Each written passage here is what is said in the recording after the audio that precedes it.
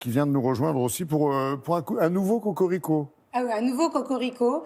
Qu'est-ce que Un vous gros chantez coup de cœur bien qui va sûrement plaire à Ahmed Chef, parce qu'il y a aussi des artisans nantais qui sont présents voilà. sur la plateforme. Ah bah voilà. Donc c'est pour ça qu'il est resté aussi. C'est exactement. D'accord. Et il y a de plus en plus de plateformes qui veulent mettre en avant nos artisans français. On sait que depuis ces derniers mois, on reprend l'envie de consommer différemment et de soutenir effectivement nos agriculteurs, on en parle souvent, mais aussi nos artisans qui font des Bien métiers sûr. rares et des métiers d'art.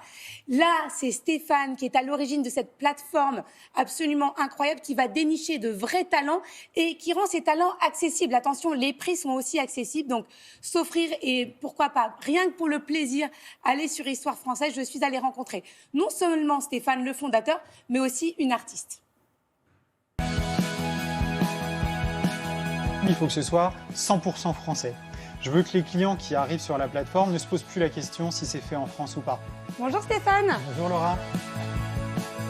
Qu'est-ce qui fait qu'un jour, on se dit, je vais me consacrer à mettre en avant finalement les artisans français qui ont du talent? J'ai travaillé un peu plus de 20 ans dans le monde du luxe et j'ai toujours été en contact avec le beau. J'ai cette sensibilité-là. Et aujourd'hui, j'ai eu envie de rendre toutes les émotions que m'ont donné ces artisans en les mettant en avant sur Histoire française. C'est une plateforme qui va mettre en lumière et donner accès au meilleur de la création française et de l'artisanat français éco-responsable. Donc on a une offre qui est à la fois, je l'ai voulu accessible et à la fois variée. On peut avoir aussi bien du beau au quotidien, c'est vraiment l'ambition, des séries limitées, voire parfois des pièces uniques. Mélina, comment tu te définirais aujourd'hui? Je me définirais comme un designer et une entrepreneuse aussi. Comment tu as eu l'idée de faire des œuvres d'art avec du papier que tu recycles?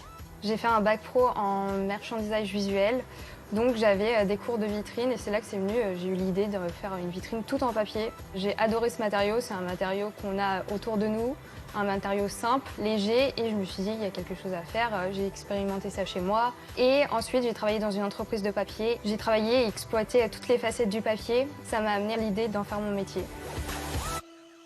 Comment tu sélectionnes ces artisans et comment ça se passe? Ça se passe de façon assez simple, ça se passe déjà à l'émotion. Pour moi, ce qui est fondamental, c'est que j'ai un coup de cœur pour le travail qui est fait par l'artisan. Donc c'est moi qui le cherche. C'est un mélange de salons professionnels, d'événements, de bouche à oreille aussi beaucoup, et puis du sourcing en permanence. En permanence. On regarde tout ce qui se passe dans les magazines, online, sur Instagram. S'il y a des artisans aujourd'hui qui nous écoutent et qui ont envie de nous contacter, c'est avec grand plaisir, parce qu'on est toujours à la recherche de nouveaux talents. Quels sont les critères indispensables pour figurer finalement dans cette liste? Alors il y en a un qui est le primordial, c'est le coup de cœur. Le deuxième critère qui est intangible, il faut que ce soit 100% français. Je veux que les clients qui arrivent sur la plateforme ne se posent plus la question si c'est fait en France ou pas. Et puis enfin, selon des principes d'éco-responsabilité.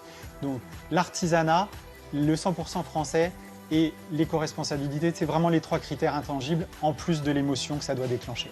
Merci Stéphane. Merci beaucoup Laura.